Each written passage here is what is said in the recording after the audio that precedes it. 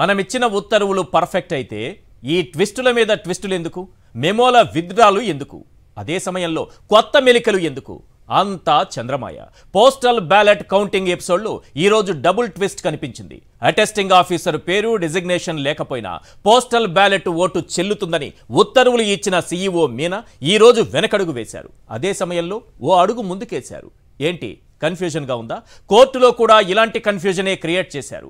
ముఖేష్ కుమార్ మీనా ఇచ్చినటువంటి మెమో చెల్లుతుంది అంటూ కేంద్ర ఎన్నికల సంఘం ఆర్డర్ పాస్ చేస్తుంది. ఆ వెంటనే కోర్టులో ముఖేష్ కుమార్ మీనా తానిచ్చిన ఉత్తర్వులను ఉపసంహరించుకుంటున్నట్టు కోర్టుకు చెబుతారు. మరి ఆయన ఉత్తర్వులు చెల్లుతాయంటూ సిఈసి ఇచ్చిన ఉత్తర్వులు అమల్లో ఉన్నట్టా లేనట్టా? ఇక్కడే మన ఈసీ చాలా తెలివితేటలు ప్రదర్శించింది. రాష్ట్ర ప్రజలందరి తరపున వారికొక దండం. అయ్యా ఎన్నికల అధికారులారా, మీకు దండం పెట్టి రాష్ట్ర ప్రజలు అడుగుతున్నారు. ఈ దేశంలో ఎక్కడా లేని విధంగా ఏపీలో మాత్రమే కొత్త రూల్స్ ఎందుకు తెచ్చారు? ఎవరి ప్రయోజనాల కోసం ఈ నిబంధనలు తీసుకొచ్చారు? పోస్టల్ బ్యాలెట్ ఓటింగ్ సమయంలో లేని రూల్స్ పోస్టల్ బ్యాలెట్ గడువు ముగిశాక కౌంటింగ్కి ముందు ఎందుకు తెరపైకి తెచ్చారు? మళ్ళీ ఒకసారి వినిపిస్తున్నాను, బాగా అర్థం చేసుకోండి, వినండి. పోస్టల్ బ్యాలెట్ ఓటింగ్ సమయంలో ఈ రూల్స్ లేవు. మరి అప్పుడు తెచ్చారా? తీసుకురాలేదు. పోస్టల్ బ్యాలెట్ గడువు ముగిశాక కౌంటింగ్ ఇప్పుడు 4వ తారీఖున జరగబోతోందనగా ఈ కౌంటింగ్కు ముందు మాత్రమే ఎందుకు తెరపైకి తెచ్చారు?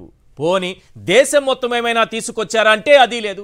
ఒక్క ఏపీలో మాత్రమే బాబు చెప్పారు కాబట్టి అప్పటికప్పుడు ఒక్క కలం పోటుతో ఉత్తర్వులు ఇచ్చి పడేశారు. ఇప్పుడు తేలాల్సింది ఏంటంటే ఈ వివాదాస్పద నిర్ణయాల వెనుక కనిపించని హస్తం ఎవరిది? రైట్, దీనిపైన మనం చర్చించబోతున్నాం.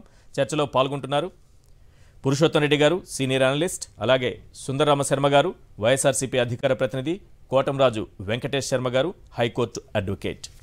రైట్, ఈ అంశంలోకి వెళ్లే ముందు మనం ఒక విషయం మాట్లాడుకోవాలి. ఎందుకంటే ఈసీ ఎలాంటి ఉత్తర్వులైనా ఇవ్వచ్చు, అప్పటికప్పుడు రూల్స్ మార్చేయచ్చు. దేశం మొత్తం ఒక విధానం ఉంటుంది, రాష్ట్రంలో మాత్రం మరో విధానం తీసుకురావచ్చు. పోస్టల్ బ్యాలెట్ల ఓట్లపై చంద్రబాబు కన్నేయొచ్చు. వాటిలో అవకతవకలు జరిగే విధంగా ఆయన కుట్ర చేయొచ్చు.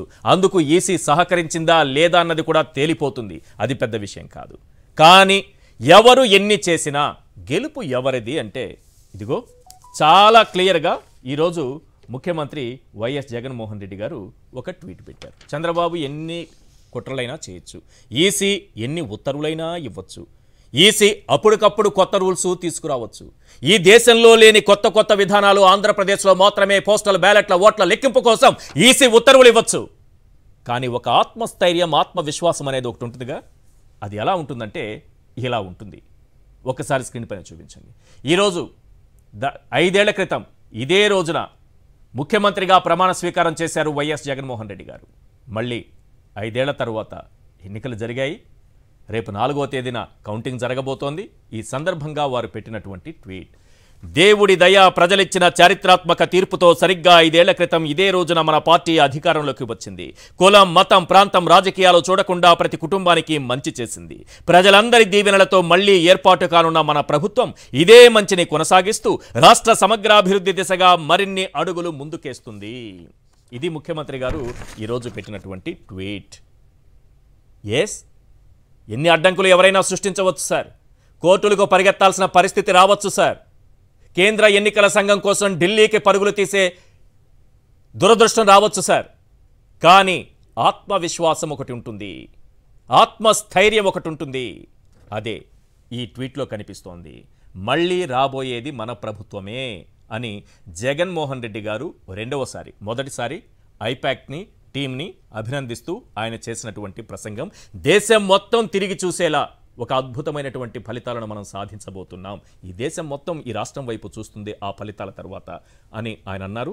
ఇప్పుడు మరోసారి అలాంటిదే ఓ ట్వీట్ పెట్టారు. నిజానికి ఇలాంటివి పెట్టాలి. చంద్రబాబు పెడతారా? తెలీదు. పెట్టచ్చా? తెలీదు. పెట్టకపోవచ్చా? తెలియదు. అది వారిష్టం. పెట్టుకోవచ్చు, పెట్టుకోపోవచ్చు, చెప్పుకోవచ్చు, చెప్పుకోకపోవచ్చు, బెట్టింగ్ల కోసం తప్పుడు ప్రచారాలు చేసుకోవచ్చు. చంద్రబాబు లాంటి వాళ్ళు ఏమైనా చేసుకోవచ్చు. పాపం ఈరోజు అసలైన విషయం ఏంటంటే 1వ తారీఖున ఎగ్జిట్ పోల్స్ రాబోతున్నాయి. శనివారం సాయంత్రం 6 గంటల నుంచి ఎగ్జిట్ పోల్స్, జాతీయ సర్వే సంస్థలు కావచ్చు, జాతీయ ఛానల్ కావచ్చు, రాష్ట్ర స్థాయిలో మంచి పేరున్నటువంటి సర్వే సంస్థలు కావచ్చు, ఇవన్నీ కూడా ఎగ్జిట్ పోల్స్ ఇవ్వబోతున్నాయి. మరి ఎగ్జిట్ పోల్స్ గురించి ఆంధ్రజ్యోతి దినపత్రికలో రాధాకృష్ణ గారు ఒక వార్త రాశారు. ఎగ్జిట్ పోల్స్లోనైనా గెలవాలట వైఎస్ఆర్సీపీ. ఆ ప్రయత్నం చేస్తోందట. ఎగ్జిట్ పోల్స్లోనైనా గెలవాలనే ప్రయత్నం చేస్తూ ఎగ్జిట్ పోల్స్ చేసినటువంటి సర్వే సంస్థలందరితో మాట్లాడి మాకే అనుకూలంగా ఇవ్వండి, మాకు అనుకూలంగా వచ్చేటట్టు ఫలితాలు వచ్చేటట్టు చూడండి ఎగ్జిట్ పోల్స్లో. అయ్యా రాధాకృష్ణ గారు, ఎగ్జిట్ పోల్స్లో అనుకూలంగా ఫలితాలు వచ్చేటట్టు చేసుకుంటే ఈవీఎంలో ఉన్న ఫలితం మారిపోతుందా? చిన్న లాజిక్ సార్, ఎలా మిస్ అయ్యారు? ఈవీఎంలో కదా ఉంటుంది, కౌంటింగ్ ఆ రోజుగా జరుగుతుంది. ఇప్పుడు ఎగ్జిట్ పోల్స్లో ఇచ్చుకుంటే ఏమొస్తుంది? వాళ్ళని మేనేజ్ చేసి ఇప్పించుకుంటే ఏమొస్తుంది సార్? అంటే రేపు ఎగ్జిట్ పోల్స్లో ఏమి రాబోతోందన్నది ఆల్రెడీ పచ్చ బ్యాచ్ మొత్తానికి తెలిసిపోయింది. రెండో విషయం చెప్తాను ఇందులోని, ఇంకో పాయింట్ కూడా మిస్ అయ్యారు. రెండో విషయం కూడా చెప్తా ఇందులో ఎగ్జిట్ పోల్స్ని మేనేజ్ చేయబోతున్నారు, వాళ్ళకు అనుకూలంగా ఎగ్జిట్ పోల్స్ తెచ్చుకుంటున్నారు. ఇదంతా క్యాడర్లో నిరుత్సాహం రాకుండా ఉండేందుకు అని రాసినటువంటి రాధాకృష్ణ గారు ఒక పాయింట్ మిస్ అయ్యారు సార్. ఆల్రెడీ ఒక లాజిక్ మిస్ అయ్యారు చెప్పాను, ఇక్కడ ఒక పాయింట్ మిస్ అయ్యారు. ఇన్ని రాసిన వ్యక్తి మహాకూటమి ఎన్ని సర్వేలు ఏ విధంగా రానివ్వండి, కూటమి అధికారంలోకి రాబోతుందనే మాట మాత్రం రాయలేకపోయారు. చంద్రబాబు సీఎం అవుతారనే మాటను మాత్రం రాయలేకపోయారు. ఎన్డీఏ ప్రభుత్వం ఏర్పడుతుందని రాయలేకపోయారు. టీడీపీ అధికారంలోకి వస్తుందని రాయలేకపోయారు. కేవలం వైఎస్ఆర్సీపీ జగన్మోహన్ రెడ్డి గారంట మేనేజ్ చేస్తున్నారట ఎగ్జిట్ పోల్స్ని. ఎగ్జిట్ పోల్స్ ఆ రోజు సాయంత్రం అన్ని అనుకూలంగా వాళ్ళకే వస్తాయి, అలా వచ్చినంత మాత్రాన ఎవరు భయపడకండి, అదంతా మేనేజ్ చేసినవి అంటున్నారు. అయ్యా, మేనేజ్ చేస్తే ఈవీఎంలు ఎవరు మేనేజ్ చేస్తారు సార్? అది కాదు కదా, అది కుదరదు కదా. పోనీ మీరేమన్నా చంద్రబాబు గెలుస్తారని ఒక్క పాయింట్, ఒక్క అక్షరం, ఒక ముక్క చంద్రబాబు పేరు లేకుండా ఇలా రాసి పడేస్తే ఆయన మనసు ఎంత గాయపడుతుంది? రాయాలిగా, మీరు రాయరు. మీరే ఎగ్జిట్ పోల్స్ ఎలా రాబోతున్నాయని మీరే సిగ్నల్స్ ఇచ్చేశారు, రైట్? అదే సమయంలో వైఎస్ జగన్మోహన్ రెడ్డి గారు పెట్టినటువంటి ట్వీట్, ఇది నిజమైన నాయకుడికి ఉండాల్సినటువంటి లక్షణాలు. ఎందుకు సార్ దొడ్డిదారి, అడ్డదారి, పచ్చరాతలు, పిచ్చిరాతలు? ఎలక్షన్ ముగిసిన వెంటనే విదేశాలకు పారిపోయి ఎక్కడున్నారో కూడా తెలియకుండా బ్రతికి ఇక్కడ చేయాల్సినటువంటి కుట్రలు చేసుకుంటూ ఎందుకు సార్ ఇవన్నీ? మీరు ఎగ్జిట్ పోల్స్ తారుమారు చేసేసి ఒకవేళ వైఎస్ఆర్సీపీ తనకు అనుకూలంగా ఇప్పించుకున్నంత మాత్రాన ఈవీఎంలు కూడా చూసి ఆ ఈవీఎంలో అయ్యో ఎగ్జిట్ పోల్స్ ఇలా వచ్చేసాయి, మనం మాత్రం కరెక్ట్గా ఇలా ఇవ్వకూడదు, ఎగ్జిట్ పోల్స్కి అనుకూలంగా మనం ఫలితాలు ఇవ్వాలని ఈవీఎంలన్నీ కూర్చొని మాట్లాడుకొని స్ట్రాంగ్ రూమ్లో ఫలితాలను ఏమైనా తారుమారు చేసుకుంటాయా సార్? ఎలా మిస్ అయ్యారు సార్ రాధాకృష్ణ గారు ఇంత చిన్న లాజిక్? రైట్. ఈ అంశం పైన మాట్లాడిన తర్వాత ఈసీ చాలా క్లియర్ పాయింట్ చెబుతున్నా నేను. తను ఇచ్చినటువంటి ఉత్తర్వుల విషయంలో నేను నిన్న ఈ అంశం పైన నిన్న డిబేట్ ఇదే వేదిక పైన జరిగింది. వెనక్కి తగ్గింది కోర్టులో, కానీ ఒక ట్విస్ట్ పెట్టింది సార్. నేను దాని గురించి కూడా తర్వాత మాట్లాడతా. ఒక అడుగు న్యాయస్థానంలో ఒక అడుగు వెనక్కి వేసి కుట్రపూరితంగా ఒక అడుగు ముందుకేసింది. మళ్ళీ చెబుతున్నా, న్యాయస్థానంలో న్యాయబద్ధంగా ఒక అడుగు వెనక్కి వేసి కుట్రపూరితంగా మరో అడుగు ముందుకేసింది. దానిపైన చర్చించే ముందు సీఎం జగన్మోహన్ రెడ్డి గారు పెట్టినటువంటి ట్వీట్ పైన ముందుగా ప్యానెల్లో ఉన్న వారితో మాట్లాడించిన తర్వాత ఈసీ నిర్ణయాలపైన ఈరోజు హైకోర్టులో జరిగినటువంటి వాదనలపైన మనం మాట్లాడుకుందాం. పురుషోత్తం రెడ్డి గారు, ఏంటి జగన్మోహన్ రెడ్డి గారి ఆత్మస్థైర్యం, ఆత్మవిశ్వాసం ఈ ట్వీట్లో ఏమన్నా కనిపిస్తోందా మీకు? రెండోసారి ఇది, ఆల్రెడీ ఒకసారి ఆయన ఐపాక్ టీంతో మాట్లాడుతున్న సందర్భంలో చేసినటువంటి కామెంట్స్ మీరు విన్నారు, ఇప్పుడు ట్వీట్లో కనిపిస్తోంది. ఈశ్వర్ గారు, అందరికి నమస్కారం. నమస్తే సార్. బేసిక్గా జగన్మోహన్ రెడ్డి గారిది ఆత్మవిశ్వాసం, ఆయన ప్రత్యర్థులది అవిశ్వాసం, అపనమ్మకం, గందరగోళం, ఈ మూడు కనిపిస్తాయి. జగన్మోహన్ రెడ్డి గారి ఆత్మవిశ్వాసంతో ప్రజలు వేసిన ఓట్ల పైన, తన పరిపాలన పైన నమ్మకం, తన పైన నమ్మకం, తన పార్టీ శ్రేణుల పైన నమ్మకం, తమ ఓటర్ల పైన నమ్మకం. జగన్మోహన్ రెడ్డి గారి మొత్తం నమ్మకం ఆత్మవిశ్వాసం. వాళ్ళది కూటమిలో అపనమ్మకం, ఎందుకు పొత్తు పెట్టుకున్నారో అపనమ్మకం, ఏం ప్రచారం చేస్తారో అపనమ్మకం, ఎన్నికల మేనిఫెస్టో అపనమ్మకం, ఎన్నికల మేనిఫెస్టో అమలవుతుందో అపనమ్మకం, చీఫ్ సెక్రటరీ మీద అపనమ్మకం, ప్రజల మీద అపనమ్మకం. ఇప్పుడు చివరకు మీరు వాళ్ళు ఏబిఎన్ ఆంధ్రజ్యోతి వాళ్ళు రాసింది చేశారు. ఇప్పుడు కొత్తగా సోషల్ మీడియాలో ఒక ట్రెండ్ నడుస్తోంది. ఎగ్జిట్ పోల్స్ లో వైసీపీ విజయం సాధిస్తుందంట, ఎగ్జాక్ట్ పోల్స్ లో వాళ్ళు గెలుస్తారట. అంటే 1వ తేదీ జరగబోయే పరిణామాన్ని చెప్పేశారు. దానికి ప్రాధాన్యత కాబట్టి ఇప్పుడు అందరూ బాధపడుతున్నారు. 1వ తేదీతో రంజుగా ఉంటుంది అనుకుంటే ముందే చెప్పేసినాడు చంద్రబాబు నాయుడు. మొత్తం జగన్ కి వచ్చేసి ఇంకా దాని ప్రాధాన్యత అయిపోయింది, ఇంకా అది ఒక వాతావరణం వచ్చింది. ఆ పాయింట్ ఏంటంటే, ఇప్పుడు జగన్మోహన్ రెడ్డి గారు ఎగ్జిట్ పోల్స్ ని మేనేజ్ చేసుకుని వాళ్ళకి అనుకూలంగా తెచ్చుకుంటున్నాడు. 13వ తేదీ ముందు తెచ్చుకున్న ప్రయోజనం ఉంటుంది, కనీసం 4 ఓట్లు వస్తాయి. అవును. ఇప్పుడు ఎలక్షన్ అయిపోయిన తర్వాత ఏం లాభం? ఇప్పుడు ఎవరు మేనేజ్మెంట్ చేస్తున్నారు? పాయింట్ ఏంటంటే ఎగ్జిట్ పోల్స్ వాళ్ళకి అనుకూలంగా వచ్చేస్తుంది, భయపడద్దండి. ఇది ఎవరు సంతృప్తి పరుచుకుంటున్నారు? ఇప్పుడు జగన్ తాను గెలుస్తున్నాను అని ట్వీట్ చేశాడు, వాళ్ళు ఏమంటున్నారు? ఆయన ఎగ్జిట్ పోల్ ఆయన ఏం తెచ్చుకుంటే నీకెందుకు, నువ్వు గెలుస్తావని చెప్పొచ్చు కదా. పాయింట్ ఏంటంటే ఎవరు అవిశ్వాసం, ఎవరికి అపనమ్మకం? అంటే ఎగ్జిట్ పోల్స్ వాళ్ళకి అనుకూలంగా వస్తే ఎక్కడ కేడర్ జారిపోతుందో, రేపు పోలింగ్ అడ్మినిస్ట్రేషన్ లో సరిగ్గా ఉండరేమో, కాళ్ళెత్తేస్తారేమో భయపడి వాళ్ళు సంతృప్తి పరచడం కోసం ఎదుటి వ్యక్తి సంతృప్తి పడతా అంటాడు. సమస్య ఏంటంటే మొత్తం గందరగోళం. కాబట్టి చంద్రబాబు నాయుడు గారు అర్థం చేసుకోవాల్సింది, మీరు నమ్మాల్సింది ప్రజలని, మీ కూటమి నమ్మరు. కాబట్టి బేసిక్ గా వాళ్ళ అపనమ్మకం, వాళ్ళ గందరగోళాలే వాళ్ళకి ఇబ్బంది కలిగిస్తుంది. కాబట్టి ఇప్పటికైనా అర్థం చేసుకోవాల్సింది, ఏ ఫలితాలు వచ్చినా ఆహ్వానించేది నేర్చుకోండి. ఎంత గందరగోళం అంటే 13వ తేదీతో ఎలక్షన్ అయిపోయింది, చీఫ్ సెక్రటరీ రోల్ అయిపోయింది, కౌంటింగ్ రోజు ఆయన తీసేయమంటున్నారు. అదేం లాజిక్ అర్థం కాదు. ఎలక్షన్ అయిపోయిన తర్వాత చీఫ్ సెక్రటరీని మార్చమని చెప్పిన ఏకైక రాష్ట్రం భారతదేశం ఏదంటే మన రాష్ట్రమే. ఈ 70 ఏళ్ళ స్వతంత్ర భారతదేశంలో ఎలక్షన్ అయిపోయిన తర్వాత చీఫ్ సెక్రటరీ మార్చమడు ఏం చేస్తాడు ఆయన? ఇంకా ఏదంటే లా అండ్ ఆర్డర్ డీజీపీ, ఆయన ఎలక్షన్ కమిషన్ పెట్టిన డీజీపీ ఉన్నాడు, ఇంకేం మనకి ఇబ్బంది? అంటే మొత్తం అందరి మీద అంటే ఒక గ్రౌండ్ ప్రిపేర్ చేస్తున్నారా? ఫలితం పైన 1వ తేదీకి ఒక గ్రౌండ్ ప్రిపేర్ చేసేసారు, మేనేజ్ చేసేసినాడని. ఆ రోజు మేనేజ్ చేసిన 4వ తేదీ కోసం 1వ తేదీ గ్రౌండ్ అయిపోయింది, ఎందుకంటే జగన్ మేనేజ్ చేసేసినాడు కాబట్టి అన్ని అనుకూలంగా వచ్చేస్తాయి. 4వ తేదీకి ఏం చేయాలి? Chief secretary, DGP, election commission, rowdyism ఇవేమైనా ప్రిపేర్ చేస్తున్నారా మొత్తం వ్యవహారానికి, ఫలితానికి అనేది అర్థం కాదు. ప్రజలు నమ్ముకోకుండా ఇట్లే ఉంటుంది. కాబట్టి జగన్ గారిది ఆత్మవిశ్వాసం, వాళ్ళది అపనమ్మకం ఎప్పుడు సక్సెస్ కాదు, ఆత్మవిశ్వాసమే విజయం సాధిస్తుంది, చరిత్రలో జరిగినటువంటి వాస్తవం. రైట్, మీరేం చెప్తారు సార్? సుందరం శర్మ గారు, ఈసీ గురించి మాట్లాడుకుందాం, కోర్టు అంశాలు మాట్లాడుకుందాం. అంతకు ముందుగా జగన్ గారు పెట్టినటువంటి ట్వీట్కి సంబంధించి. ఈశ్వర్ గారు, మీకు మిత్రులందరికీ కూడా నమస్కారం. జగన్ గారు మొన్న ఎన్నికలు అయిపోయిన తర్వాతనే వచ్చేసేసి క్లియర్ గా చెప్పేశారు, 151+ మనం గెలవబోతున్నాం.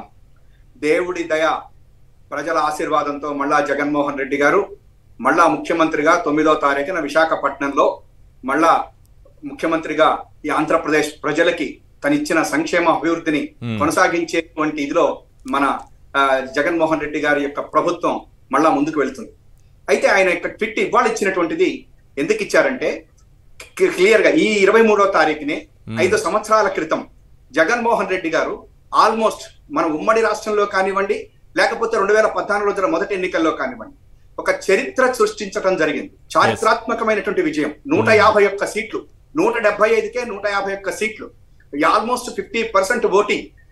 అన్ని కులం, మతం, రాజకీయ పార్టీలు ఏమీ చూడకుండా మాకు జగన్ కావాలి అనేటువంటి ఇదిలో వేసినటువంటి ఆ ఓట్లకి దరిదాపుగా 60 నెలలు పూర్తయి 5 సంవత్సరాలు పూర్తయినటువంటి రోజున మనం ప్రజలందరికీ కూడా కృతజ్ఞత తెలుపుకుంటూ, మళ్ళా మొన్న జరిగినటువంటి 13వ తారీఖు ఎన్నికల్లో కూడా అదే నమ్మకాన్ని మళ్ళా ప్రజలు జగన్ గారి మీద పెట్టారు. ఆ పెట్టినందుకు మళ్ళా దేవుడికి, ప్రజలకి తన యొక్క కృతజ్ఞతలు తెలియజేస్తూ మళ్ళా ఇవాళ మన ముందుకి ఈ ట్వీట్ పెట్టినట్టుగా నేను అనుకుంటాను. రైట్, వెంకటేష్ శర్మ గారు, మీరేం చెప్తారా సార్? ఎస్ సార్, కాగితాల్లో ఉన్న రాజధాని ప్రజలందరూ కూడా ఎవరికి ఏ సంక్షేమము అభివృద్ధి లేకుండా ఉన్న రోజుల్లో ప్రజలు ఇచ్చిన అవకాశంతో జగన్మోహన్ రెడ్డి గారు ముఖ్యమంత్రిగా అయ్యారు. ఆ రోజు ఈ ప్రజలందరికీ కూడా అటు సంక్షేమం కానివ్వండి, నాడు నేడు ద్వారా కానివ్వండి, నాడు నేడు స్కూల్స్ ద్వారా కానివ్వండి, హాస్పిటల్ మెరుగుపరచడం కానీ, 2 ఏళ్లు కరోనాలో వారికి కరోనాకు సంబంధించిన అన్ని దేశంలో ఎక్కడా లేనట్టుగా రాష్ట్రంలోనే అందరికీ కూడా కరోనాలో ఉచిత ట్రీట్మెంట్ చేసి మళ్ళీ వాలంటీర్ల చేత ఇంటింటికి కూడా మందులు, ఫుడ్ సప్లై అంతా చేసే అవకాశం దేవుడు వారికి ఇచ్చారు. వారికి ఇచ్చిన అవకాశాన్ని జగన్మోహన్ రెడ్డి గారు సద్వినియోగం చేసుకున్నారు. ప్రజల ముందుకు వెళ్ళారు. నాకు మంచి చేస్తేనే మీకు ఓటేయండి అని అడిగారు.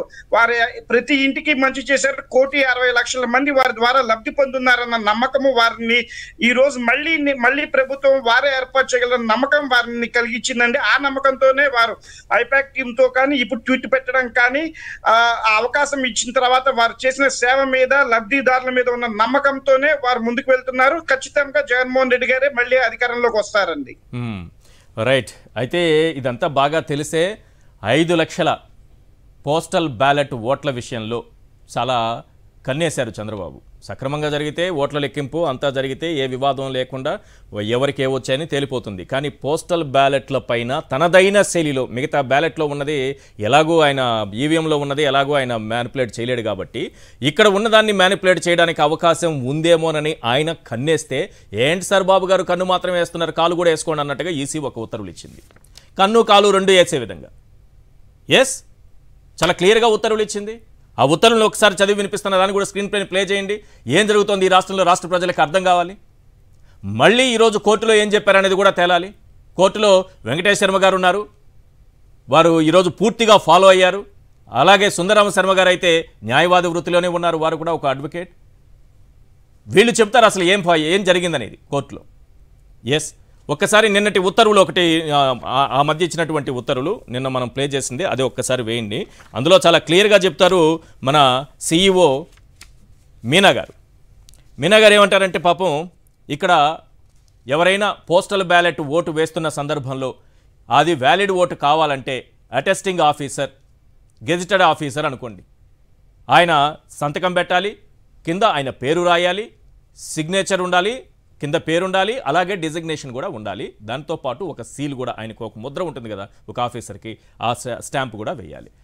సరే, కేంద్ర ఎన్నికల సంఘం ఒక నిబంధనని కొంత సడలించి స్టాంపు లేకపోయినా పర్లేదు, సిగ్నేచర్ పెట్టిన తరువాత దాని కింద వారు సొంత హ్యాండ్ రైటింగ్తో ఓన్ హ్యాండ్ రైటింగ్ ఉండాలి, పేరు రాయాలి, అలాగే డిజిగ్నేషన్ రాయాలన్నారు. మన ముఖేష్ కుమార్ మీనా గారు ఏం చేస్తారంటే సిఇఓ గారు ఏం అవసరం లేదు సంతకం ఉంటే చాలు అని ఒక ఉత్తర్వులు ఇచ్చి పడేశారు.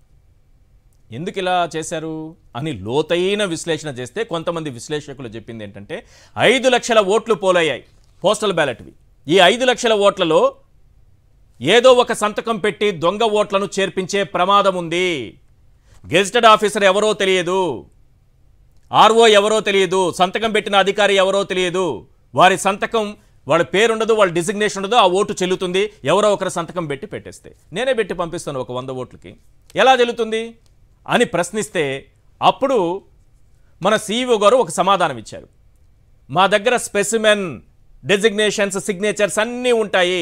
మీరు ఏ సంతకం పైన ఏజెంట్లో అనుమానం వ్యక్తం చేస్తే అప్పుడు వీటితో నా దగ్గర ఉన్నటువంటి స్పెసిమెన్, డెసిగ్నేషన్, సిగ్నేచర్ని నేను ఒకసారి టాలీ చేసుకొని చూస్తాను.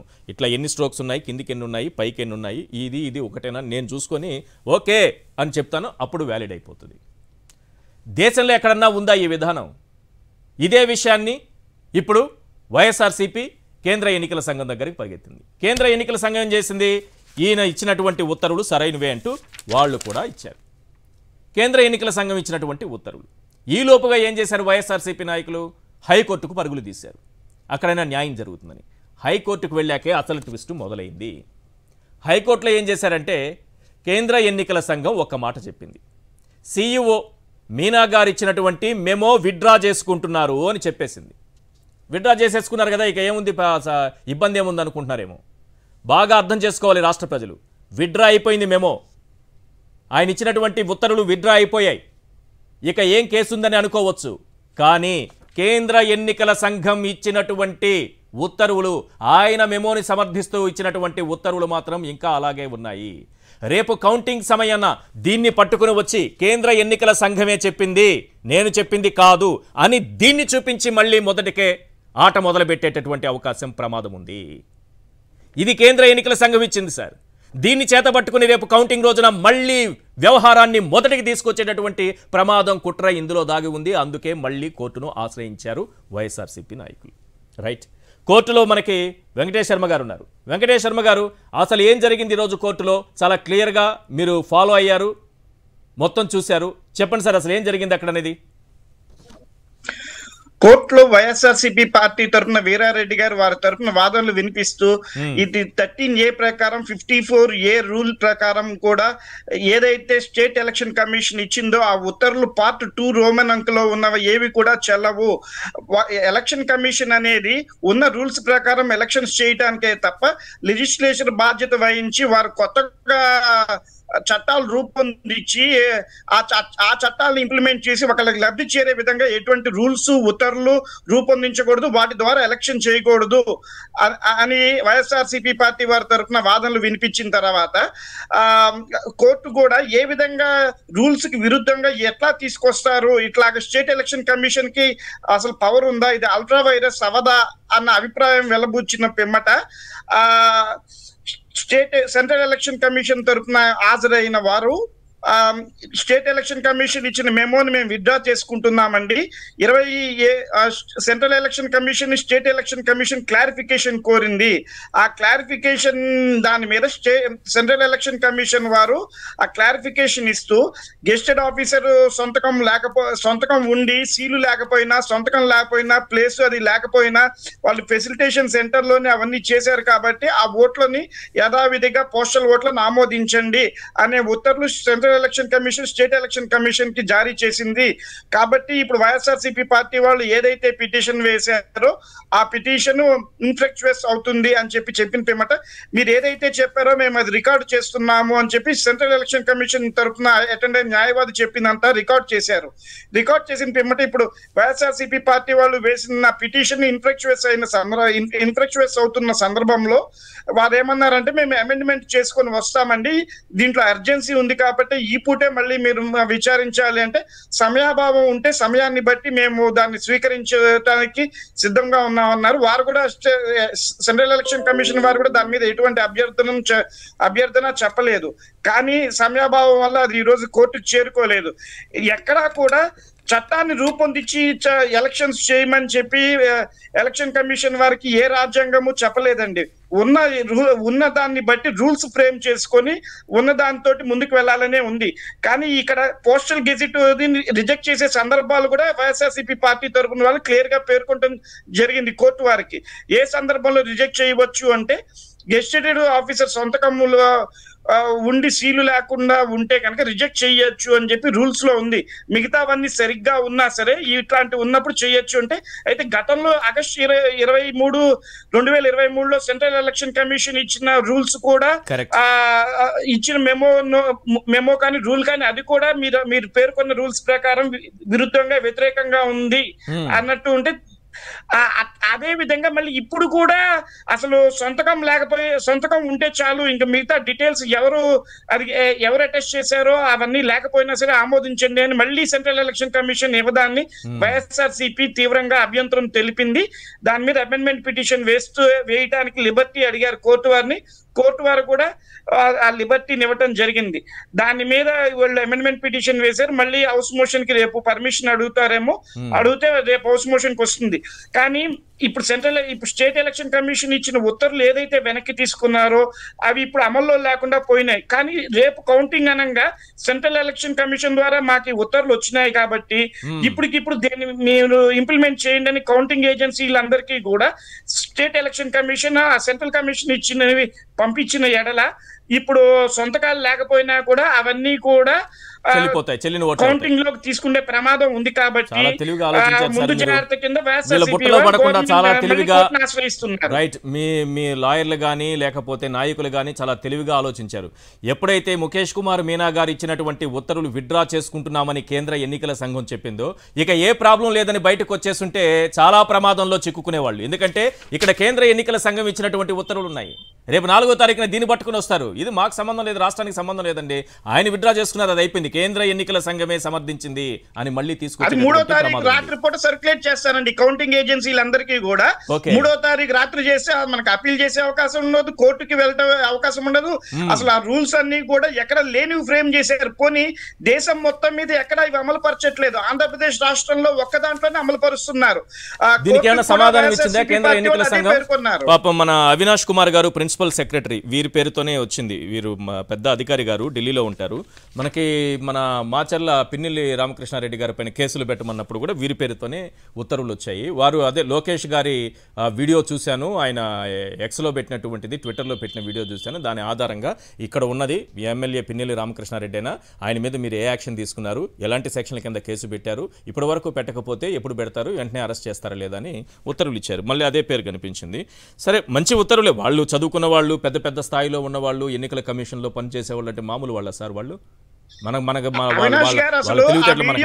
ఎట్లా వచ్చిందని చెప్పి అడగాలి సార్. ఆ వీడియో బయటకి ఎట్లా వచ్చిందని చెప్పి ప్రశ్నించి అధికారులందరికీ మెమో ఇష్యూ చేసి వాళ్ళ మీద చర్యలు వాళ్ళనే చాలా పెద్దవాళ్ళు సార్, కేంద్ర ఎన్నికల సంఘం అధికారులుగా సార్. మనం అట్లాంటివి ఏమి అడగకూడదు, వాళ్ళని క్వశ్చన్ చేయకూడదు. కాకపోతే మన లాంటి వాళ్ళు ఇక్కడ కూర్చొని ఏదో డిబేట్లు పెట్టుకోవడానికి తప్పిస్తే మనం వాళ్ళని అంత పెద్ద. ఈశ్వర్ గారు, ఈ సందర్భంగా మీకు మాట చెప్తాను వినండి. ఆ రోజుల్లో ఓటుకు నోటు కేసులో చంద్రబాబు నాయుడు గారు వాయిస్ బయటికి వస్తే వాయిస్ బయటికి ఎట్లా వచ్చిందని ప్రశ్నిస్తారు వాళ్ళు. అప్పుడు చంద్రబాబు నాయుడు వాయిసా కాదా అనేది బయట పెట్టినప్పుడు వాయిస్ ఎట్లా బయటకు వచ్చింది, అది ఇల్లీగల్ అంటారు. ఇప్పుడు లోకేష్ ట్విట్టర్ లో మాత్రం వీడియో పెడితే దాన్ని ఇల్లీగల్ అనరు. అది అక్కడ ఒక స్టాండ్ తీసుకుంటారు, ఇక్కడ ఒక స్టాండ్ తీసుకుంటారు. అక్కడ చంద్రబాబుది వాయిసా కాదా అనేది కూడా ఎక్కడ పేర్కొనరు. అసలు అది వీడియో బయటకు ఎట్లా వచ్చిందని, ఆడియో బయటకు ఎట్లా వచ్చిందని అడుగుతారు. ఇక్కడ వీడియో బయటకు ఎట్లా వచ్చిన సమాధానం చెప్పరు మళ్ళీ. రైట్. ఈ నెల 25వ తారీఖున CEO మీనా కుమార్ గారు ఇచ్చినటువంటి, ముఖేష్ కుమార్ మీనా గారు ఇచ్చినటువంటి ఉత్తర్వులు ఏమున్నాయి ఇందులో అయ్యా అంటే, the facilitation centers are set up by the respective returning officers and the officers for attesting the declaration of the electors are designated by the returning officers. Hence, to deal with any doubt with respect to the attestation issue and for verification in case required, the specimen signatures along with names and designations of all the attesting officers deployed at the facilitation center shall be obtained and shared with the district election officers of all other districts immediately. ఇక్కడ సంతకం పెట్టి ఆయన designation రాయకపోయినా పర్వాలేదు, ఆయన పేరు రాయకపోయినా పర్వాలేదు, ఖచ్చితంగా అది ఎన్నికల నిబంధనలో ఉంది, రాయకపోయినా పర్వాలేదు. అసలు ఏం పని ఉంది సార్ అధికారులకి? సీల్ వేయడమే కదా సార్ పని. దాన్ని ఎందుకు మిస్ అవుతారు? మిస్ అయినా ఓట్లు చెల్లుతారు. ఏం పని ఉంది సార్ వీళ్ళకి? సరే, ఏదో ఒకటి రెండు పొరపాటు జరుగుతుందనే కదా కేంద్ర ఎన్నికల సంఘం కొంత సవరించింది. అయ్యా, నువ్వు సీలు వేయకపోయినా పర్వాలేదు, నువ్వు సిగ్నేచర్ పెట్టిన తర్వాత నీ స్వదస్తూరితో, నీ హ్యాండ్ రైటింగ్తో, నీ చేతితో నీ పేరు రాయి, కింద నీ డిసిగ్నేషన్ రాయి అని 2023 జూలై 19న మార్గదర్శకాలు కొంత సడలించింది. ఆ రోజు ఎవరు అడగలేదు కాబట్టి అదే మార్గదర్శకాలు అలా నడుస్తున్నాయి. అసలు వీళ్ళు ఎందుకు ఇన్ని ఫామ్లు ఇచ్చి, ఫామ్ 13A అంట, 13B అంటే ఈ ఫామ్లు ఇస్తున్నప్పుడు సీల్ వేయడానికి వచ్చినటువంటి కర్మేం సార్? వేస్తే అయిపోయేది కదా. పోనీ వేయలేదు, దానికి కూడా కొంత వాళ్ళు సడలింపులు ఇచ్చారు. సరే, అది కూడా అవసరం లేదని కొత్తగా ఈ రాష్ట్రంలో మాత్రమే తీసుకురావడం ఏంటి మీనా కుమార్ గారు? ఇది అర్థం కాని విషయంగా మారిపోయింది. ఈ ఉత్తర్వులు ఏంటో ఎవరైనా సరే సంతకం పెట్టేస్తే చాలట. అంటే ఇక్కడ పురుషోత్తం రెడ్డి గారి ఓటుకు సంబంధించి, పోస్టల్ బ్యాలెట్కి సంబంధించి నేను సంతకం పెడతాను. నేను ఎవరు? నాకున్న అధికారం ఏంటి? నా పేరేంటి? నా డిజిగ్నేషన్ ఏంటి? ఇవేవి అవసరం లేదట. ఒక సంతకం ఉంటే చాలట. ఆ సంతకం పెడితే చెల్లుతుందా ఓటు అనంటే చంద్రబాబు గారు అడిగారు, సంతకం పెడితే చాలని అన్నారట. పురుషోత్తం రెడ్డి గారు ఇక్కడ 2 విషయాలు కనిపిస్తున్నాయి. ఒకటి, ఎలక్షన్ కమిషన్ మన స్టేట్ CEO గారు ఒకవైపు విత్డ్రా అవుతున్నానని చెప్పారు కోర్టుకి. అంటే తప్పు చేశానని ఒప్పుకున్నారా? ఇది పొరపాటును వచ్చిందని అనుకున్నారా? లేదా అభ్యంతరం వచ్చింది కాబట్టి విత్డ్రా అవుతున్నారన్నారా? ఏదైనా అననివ్వండి, విత్డ్రా అయ్యారు అంటే ఎంతో కొంత ఇక్కడ పొరపాటో, తప్పిదమో, లేకపోతే ఇంకొకరికి అవకాశం కల్పించేలా పక్షపాతమో ఏదో ఉంది కాబట్టి న్యాయస్థానం ముందు తలదించుకునే పరిస్థితి వస్తుంది కాబట్టి విత్డ్రా అవుతున్నామని చెప్పారు సార్. కానీ కేంద్ర ఎన్నికల సంఘం ఆయన సమర్థిస్తూ రిలీజ్ చేసినటువంటి ఉత్తర్వులకు సంబంధించి సమాధానం ఏంటి దొంగ నాటకం? ఇక్కడేమో న్యాయస్థానంలో ఒక అడుగు వెనక్కేస్తారు, కుట్రపూరితంగా 2 అడుగులు ముందుకేస్తారు. వెనక్కి పోయినట్ట, ముందుకు పోయినట్ట. ఇది ఈశ్వర్ గారు, ఇక్కడ రాజకీయ పార్టీలు వ్యూహ ప్రతివ్యూహాలు వేస్తే అర్థం చేసుకోవచ్చు, అది వాళ్ళ లక్షణం. ఎలక్షన్ కమిషన్ కూడా వ్యూహ ప్రతివ్యూహాలు అంటే దాని అర్థం ఏముంది? రాజకీయ పార్టీలైనా ప్రత్యర్థులైనా వాళ్ళు గందరగోళం ఉన్నప్పుడు డైరెక్షన్ ఇచ్చే ప్లేస్ లో, సమస్యను పరిష్కరించే ప్లేస్ లో ఎలక్షన్ కమిషన్ ఉండాలి. అసలు ఎలక్షన్ కమిషన్ సమస్యకు కారణంగా మారిపోతే అంతకన్నా దురదృష్టకరం నుంచి ఇంకోటి లేదు. అంటే న్యాయపరమైన భాషలో వాళ్ళు ఇరువురు మాట్లాడతారు, నేను వాటి జోలికి వెళ్ళట్లేదు. నాకున్న కామన్ పాయింట్ ఆఫ్ వ్యూలో మాట్లాడేది ఏదంటే, ఎవరికి పోస్టల్ బ్యాలెట్ ఈశ్వర్ గారు? ఎన్నికల విధులు నిర్వహించే ఉద్యోగులకి. అంటే ఎన్నికల విధులు సక్రంగా నిర్వహించే ఉద్యోగులకి ఇచ్చిందే పోస్టల్ బ్యాలెట్. ఆ పోస్టల్ బ్యాలెట్ లో ఎన్నికల్లో ఉన్నట్టు గైడ్ లైన్స్ ప్రకారం సంతకం, డిజిగ్నేషను, సీలు వేయాలని వేయించుకోవాలని తెలియకపోతే దాని ఎట్లా అర్థం చేసుకోవాలి? వీళ్ళేమి ఎన్నికలు జరిపిస్తారు?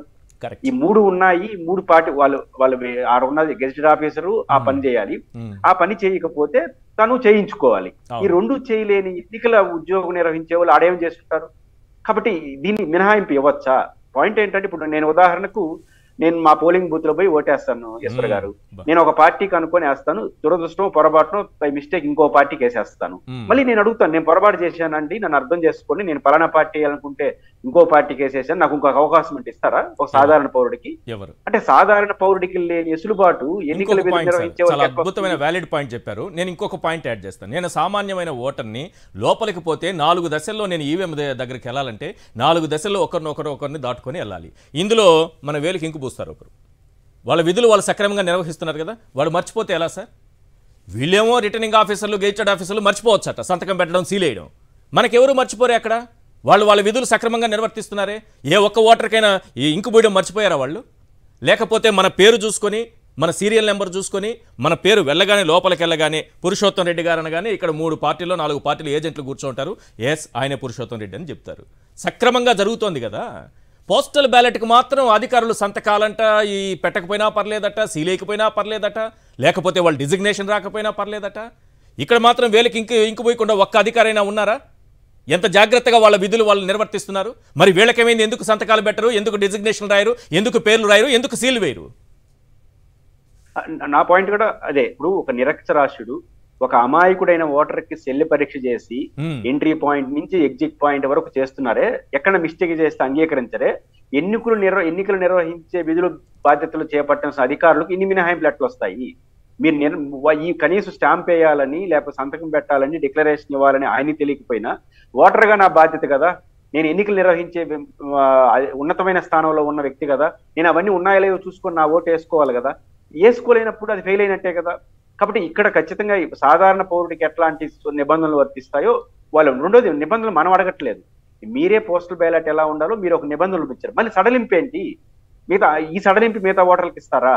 ఇది వాళ్ళు ఆలోచించారు. రెండో విషయం, పోస్టల్ బ్యాలెట్ ఈ రోజు వాళ్ళు తీసుకున్న నిర్ణయం ఈశ్వర్ గారు గొడవలకు దారితీస్తుంది, ఘర్షణకు దారితీస్తుంది పార్టీల మధ్య. ఎందుకంటే ఏ పార్టీ అయినా ఎన్నికలు అయిపోయిన తర్వాత నాకు ఓటు పడకపోతే నేను ఎదురు వ్యక్తి దాన్ని ఎట్లా డిస్టర్బ్ చేయాలని ట్రై చేస్తున్నది రాజకీయ పార్టీ లక్షణం. నాకు పడపోతే మీరు నిర్ణయం, మీకు పడితే నేను డిస్టర్బ్ చేస్తాను. ఇట్లాంటి పరిస్థితి ఏర్పడినప్పుడు ఆ పార్టీల మధ్య గొడవలు జరగకుండా చూడాల్సిన హేతుబద్ధమైన నిబంధనలు రూపొందించాల్సిన ఎలక్షన్ కమిషన్ మీరు వ్యూహ ప్రతివ్యూహాలు వేస్తా కోర్టులు విత్డ్రా చేసుకోవడం, మళ్ళీ కొత్తది ఇవ్వడం. ఇంకొకటి నేను చూశాను మెమోలో ఈశ్వర్ గారు, వాళ్ళు ఏమంటారంటే 23వ సంవత్సరం ఇచ్చినటువంటి కేంద్ర ఎన్నికల కమిషన్ ఇచ్చినటువంటి ఆదేశాలు మరియు రిటర్నింగ్ ఆఫీసర్ దగ్గర ఉన్న గైడ్ లైన్స్ బుక్ అంట, ఆ బుక్ ప్లస్ నేను ఇచ్చిన మార్గదర్శకాలు వాటికి భిన్నంగా ఉంటే అవే చెల్లుతాయంట. ఏం గందరగోళం ఈశ్వర్ గారు ఇది? ఎలక్షన్ కమిషన్ రిటర్నింగ్ ఆఫీసర్ కి స్వేచ్ఛ ఇస్తున్నారా? రిటర్నింగ్ ఆఫీసర్ ఇవన్నీ చూసుకోవాలన్నా? గందరగోళం పై మీరు హెడ్ క్వార్టర్ లో ఉండే వాళ్ళు కింద వాళ్ళకి ఆదేశాలు ఇవ్వాలి, కానీ మీరు చూసుకోండి. ఏం చూసుకునేది? ఈ 2-3 ఆప్షన్స్ ఏంటి కింద వాళ్ళకి? ఆప్షన్స్ ఇచ్చినప్పుడు ఆ అధికారిని తప్పు చేసిన, అధికారి పక్షపాతం వహించిన, రాజకీయ పార్టీ ప్రతినిధులు గొడవలు దిగిన పోస్టల్ బ్యాలెట్ సవ్యంగా జరుగుతుందా? ½ అన్ అవర్ లో ముగించాల్సిన పోస్టల్ బ్యాలెట్ ఎలక్షన్ కమిషన్ ఇదే విధంగా వస్తే టైం తీసుకుంటుంది, గొడవలు దారితీస్తుంది, ఘర్షణలు దారితీస్తుంది. కాబట్టి ఎలక్షన్ కమిషన్ నిర్మాణాత్మకంగా మీరు చెప్పదలుచుకుంది సూటిగా చెప్పండి తప్ప ఎక్కడికక్కడికి ఎసులుబాట్లు కల్పించుకుంటా పోవడం, ఆర్ఓల పై నెట్టేయడం, 2 సరిచూసుకోవాలంట. ఏంటి సరిచూ? నాకు ఆ పదం అర్థం కావట్లేదు సార్. స్పెసిమెన్ సిగ్నేచర్స్ ఉంటాయంట, అంటే వాళ్ళకి డిజిటల్ ఏదో తెచ్చి పెట్టుకుంటారు, వాటితో సరిపోల్చుకుంటారట ఇక్కడ పెట్టుకుని. అవునా కాదా, అతనే కాదా అన్నది. అంత అవసరం ఏమొచ్చింది? నాకు ఇష్టం లేకపోతే మీ ఈశ్వర్ గారు అది కాదంటాను, నేనే అప్పుడేం చేస్తాను? ఏం చేస్తాము? రెండోది ఏంటంటే, ఈ ఎలక్షన్ కమిషన్ ఇచ్చిన దాంట్లో నేను ఇచ్చిన మెమోకు ఆడ బుక్ కి తేడా వస్తే బుక్ ఫైనల్ అంట. నాకు అర్థం కాలేదు, ఈ పాయింటే అర్థం కాలేదు. ఈశ్వర్ గారు ఇదంతా చూస్తుంటేనండి, వీళ్ళేదో ముందే ఫామ్లన్నీ ప్రింట్ చేసి ఆ సొంతకాలవన్నీ పెట్టించి ఏదో దొంగ ఓట్ల కార్యక్రమం చేపట్టినట్టుగా ఉందండి చంద్రబాబు నాయుడు గారు. ఏముంది, ఆ గెస్ట్ లో ఎవరుంటారో ఆఫీసర్లు ఆ సొంతకాలు సేకరించడం పెద్ద విషయం కాదు, ఎక్కడుంటారని ఆ ఫార్మ్స్ పెద్ద విషయం కాదు. ఇదంతా ఏదో పెద్ద పోస్టల్ బ్యాలెట్ లో గూడు పుటాన్ని కుట్ర జరిగినట్టుగా అనిపిస్తోందండి నాకు. ఆ ముందు వాళ్ళు ప్రిపేర్ అయ్యి చేసి తర్వాత గ్రౌండ్ చేసుకొని దాని ప్రకారం ఆంధ్ర రాష్ట్రంలో ఒక్క రాష్ట్రంలోనే రూల్స్ తెచ్చుకొని వాటిని చెల్లుబాటు అయ్యే ప్రయత్నం చేసినట్టు కనబడుతోందండి ఇదంతా గమనిస్తుంటే. ఒక సింపుల్ లాజిక్ చెప్తాను సార్. ఫోర్జరీ చేసేస్తారు, ఈజీగా ఫోర్జరీ చేసి సంతకం పెట్టేస్తారు, ఏదో ఒక ఆఫీసర్ తీసుకొని పెట్టేసుకుంటారు. కింద సీల్ లేకపోతే, ఇది చెల్లదనేటటువంటి నిబంధన లేకపోతే ఎవరైనా ఫోర్జరీ చేసి ఏ సంతకమైనా పెట్టుకుంటారు కదా. ఇంత చిన్న లాజిక్ ఎలా మిస్ అవుతారు, ఎలా దీన్ని అంగీకరిస్తారు? నాకు ఒక విషయం చెప్పండి పురుషోత్తం రెడ్డి గారు. ఇప్పుడు ఈ పోస్టల్ బ్యాలెట్ వేస్తున్నటువంటి టైం, ఎన్నికల కంటే ముందే వాళ్ళకి టైం ఇస్తారు కదా, అది ముందే జరిగిపోతుంది కదా, ఆ ప్రక్రియ ముందే జరుగుతుంది కదా. పలానా రోజు నుంచి మొదలవుతుంది, పలానా రోజు ఎండ్ అవుతుంది అనేది వాళ్ళకు ఒక ఇది ఉంటుంది, పోస్టల్ బ్యాలెట్ ఎప్పుడు వేసుకోవాలి అనేది. సార్ ఇక్కడ అనుమానం ఏంటంటే, మీరు గైడ్లైన్స్ కొత్తవి ఇచ్చారు, సీల్ వేయకపోయినా పర్లేదన్నారు, డిజిగ్నేషన్ రాయకపోయినా పర్లేదన్నారు, మీ పేరు రాయకపోయినా అధికారి రాయకపోయినా పర్లేదు చెల్లుతుందన్నారు కదా. మరి ఆ విషయము పోస్టల్ బ్యాలెట్ ఓటింగ్ ప్రక్రియ ప్రారంభానికి ముందెందుకు చెప్పలేదు? అప్పుడు చెప్తే మీరు గొప్పోళ్ళు, అప్పుడు చెప్పకుండా ఈ ప్రక్రియ అంతా ముగిసిన తర్వాత కొత్తగా తీసుకొస్తే ఎవరి కోసం తీసుకొచ్చినట్టు? అది ఇప్పుడు సాధారణ ప్రజలకేమో స్టాండర్డ్ డైరెక్షన్. ఒకసారి ఎన్నికల నోటిఫికేషన్ చేసిన తర్వాత ఏదైతే ఉంటుందో అది సాధారణ ప్రజలు, నిరక్షరాస్యులతో సహా, వికలాంగులతో సహా, చదువు రాని వాళ్ళతో సహా వాళ్ళు మాత్రం మీరు మొదటి ఇచ్చిన స్టాండర్డ్ డైరెక్షన్ పాటించాలి. చదువుకున్న వాళ్ళు, ఎన్నికలు నిర్వహించే వాళ్ళకి మాత్రం రోజుకు ఒక మార్పులు. దీన్ని ఎట్లా చూడాలి? ప్రజాస్వామ్య ఒక డెమోక్రటిక్ వ్యవస్థలో సాధారణ పౌరుడికి, వికలాంగుడికి మినహాయింపులు ఉంటే అర్థం చేసుకుంటాం కానీ సాధారణ పౌరుడికి సాధారణ వ్యక్తులు కాకుండా చదువుకున్న వాళ్ళు, వెల్ నాలెడ్జ్ ఉన్న వాళ్ళు, అన్నిటికన్నా మించి వీరందరూ ఎన్నికల విధులు నిర్వహిస్తారు. విధులు నిర్వహించిన వాళ్ళు ఫెయిల్యూర్స్ అయితే వాళ్ళకి మినహాయింపులు ఇస్తాయా? కాబట్టి ఖచ్చితంగా ఏ పద్ధతిలో మీరు, నేనేమంటే ఆ పార్టీకి పడ్డాయా, ఈ పార్టీ పెట్టలేదు, పాయింట్ ఎవరికైనా పడొచ్చు. నాకు ఇష్టం లేని వాళ్ళు వేస్తే వైఎస్ఆర్సీపీనే గుండెలు బాదుకుంటోంది, టీడీపీ ఏమో సంతోషంగా ఉంది, మంచి ఉత్తర్వులు వచ్చాయి, బాగుంది. ఇదంతా అందులో చంద్రబాబు నిన్న ఏం చెప్తున్నారంటే, కార్యకర్తలకి ఈసీ ఇచ్చినటువంటి ఉత్తర్వుల పైన తప్పుడు ప్రచారం జరుగుతోంది, మనమంతా జాగ్రత్తగా అది కరెక్ట్ అని ప్రచారం చేయాలి తమ్ముళ్ళు అని చెప్తున్నారు. ఆయన ప్రచారం చేయండి అని చెప్తున్నారు. జనంకి ఏం సంబంధం? ఇంకొక మాట ఏమంటున్నప్పుడు ఎలక్షన్ విపరీతంగా పెరిగిపోయింది. ఒక సింపుల్ లాజిక్ ఈశ్వర్ గారు, లాస్ట్ 2,50,000 మంది పోస్టల్ బ్యాలెట్ ఉంది, ఈసారి పెరిగిపోయిందంట 1,50,000 మంది గ్రామ సచివాలయ ఉద్యోగులు కొత్తగా వచ్చారు జగన్మోహన్ గారి పరిపాలనలో. అవును, అయిపోయింది 4 లక్షలు, అక్కడికే 4 లక్షలు అయిపోయింది. ఏదో ఉద్యోగస్తులు అంతా పరిగెత్తినారు అంటే ఒక ప్రాపగండా చేసేసి ఏదో సాధిద్దామంటే పోస్టల్ బ్యాలెట్ కౌంట్ చేస్తారు కదా, అప్పుడు తెలుస్తుంది వీళ్ళకి ఉద్యోగులంతా వేసారా లేదా. ఎవరైనా ఓడిపోని, ఎవరైనా గెలవని. పాయింట్ ఏంటంటే ఘర్షణకు తావిచ్చే పద్ధతిలో మీరు వ్యవహరించకూడదు. రైట్, మీరు చెప్పారు కాబట్టి ఈ పోస్టల్ బ్యాలెట్లకు సంబంధించి ఎన్ని ఓట్లు ఉన్నాయి ఏంటనేది ఒకసారి క్లియర్గా స్క్రీన్ పైన చూద్దాం సార్. తర్వాత సుందరరాం శర్మ గారితో మాట్లాడదాం. ఒకసారి అదే డిస్ప్లే చేయండి. మొత్తం 2019లో ఎన్ని పోల్ అయ్యాయి, ఈ పోస్టల్ బ్యాలెట్ ఓట్లు ఎన్ని, 2024కి వచ్చేటప్పటికి ఎన్ని అయ్యాయి, దానికి కారణం ఏంటి, ఇన్ని పెరగడానికి కారణం ఏంటనేది ఒకసారి స్క్రీన్ పైన చూద్దాం. ఎందుకంటే సచివాలయ ఉద్యోగులే 1,30,000 మంది పెరిగారు. ఏపీలో పోస్టల్ బ్యాలెట్ లెక్క ఒకసారి చూస్తున్నాం. 2019లో పోస్టల్ బ్యాలెట్ల ఓట్లు 2,62,000. 2024కి వచ్చేటప్పటికి 4,97,000, అంటే 5 లక్షల ఓట్లున్నాయి. ఇప్పుడు వీటిపైనే చంద్రబాబు కన్నేశారా? ఆయన కన్నేశాననగానే ఆయనకు అధికారులందరూ సహకరించి కాలు కూడా వేసుకోండి అన్నారా? అందులో భాగంగానే ఇలాంటి ఉత్తర్వులు వస్తున్నాయా అన్న అనుమానాలు అందరిలో ఉన్నాయి. ఎందుకంటే ఈ పోస్టల్ బ్యాలెట్లలో ప్రభుత్వ ఉద్యోగులు ఏదో వాళ్ళకేశారని అంటున్నారు, అది కాదు వాళ్ళ ఉద్దేశం. ఇక్కడ ఏంటంటే దొంగ సిగ్నేచర్లు, ఫోర్జరీ సిగ్నేచర్లతో కొత్తవి కలిపేసేటటువంటి ప్రమాదం ఉంది, అసలైన ఓట్లను బయటకు తీసేటటువంటి ప్రమాదం కుట్ర ఉందేమో అనే అనుమానం వైఎస్ఆర్సీపీ నుంచి వస్తోంది. ఈసారి ఎందుకు 4,97,000కు పెరిగిందంటే అదనంగా సచివాలయ సిబ్బంది ఓట్లు పడ్డాయి 1,30,000. చంద్రబాబు నాయుడు గారు వినాలి, టీడీపీ నాయకులందరూ వినాలి, టీడీపీ కార్యకర్తలందరూ వినాలి, టీడీపీ అభిమానులందరూ వినాలి. ఏకపక్షం ఎక్కడుంది సార్? అక్కడ 1,30,000 సచివాలయ సిబ్బంది ఓట్లు. ఇక వృద్ధులు 13,700 మంది పెన్షన్లు తీసుకున్నారు. వృద్ధులు ఉన్నారు కదా, 85 ఏళ్ళు దాటితే హోమ్ ఓటింగ్ అవకాశం ఇచ్చారు, వాళ్ళకి ఇంట్లోనే కూర్చొని ఓటు వేసుకోవచ్చు. ఇది పోస్టల్ బ్యాలెట్లు. 13,700 ఏంటి సార్ మీకు పడేది? దివ్యాంగులు 12,700, అత్యవసర సేవల సిబ్బంది 27,000, వీళ్ళు కాకుండా వీడియోగ్రాఫర్లు, కెమెరా అసిస్టెంట్లు, ప్రైవేట్ డ్రైవర్లు, మొత్తం కలిపితే 4,97,000. ఏదో మాకే పడింది. మీరు ఏమైనా ప్రచారం చేసుకోండి, అది పోస్టల్ బ్యాలెట్లో లెక్కింపు మొదలైన తర్వాత తెలుస్తుంది, అదంతా పక్కన పెడదాం.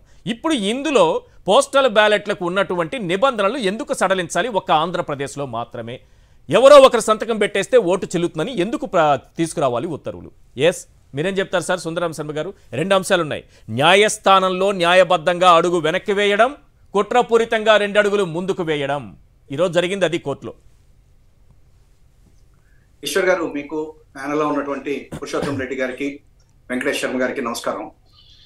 ఇవాళ మనం చూడాల్సింది ఏంటంటే, చంద్రబాబు నాయుడు గారు ఏ రకమైనటువంటి పద్ధతిని అవలంబించి వ్యవస్థల్ని మారుస్తాడు, లేదా మ్యానిపులేట్ చేస్తాడు, లేకపోతే అధికారులని బెదిరిస్తాడు అనేటువంటి దానికి ఇవాళ చంద్రబాబు గారి యొక్క సెకండ్, ఆయన ఎన్టీ రామారావు గారు అనే నన్ను మించినటువంటి నటుడు నా అల్లుడు అని చెప్పాడు.